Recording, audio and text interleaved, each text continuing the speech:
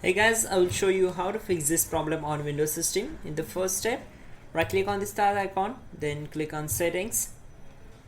Once we're here, click on these three lines and go to the apps section. Now go to install apps and from here type just H, and now in the Microsoft Edge section click on these three lines, click on modify and select S. Now you can repair it. We need to wait for some time to complete the process.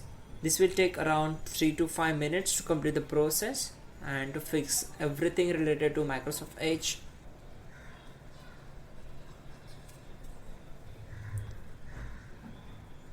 Okay, once done, you need to close this window, close all windows one by one, and simply go to search bar, type your CMD, right click here and select run as administrator, select S and type this command sfc /scan now and hit enter. So this command will take a lot of time to complete the process, so we need to wait for it and complete this up to the 100%.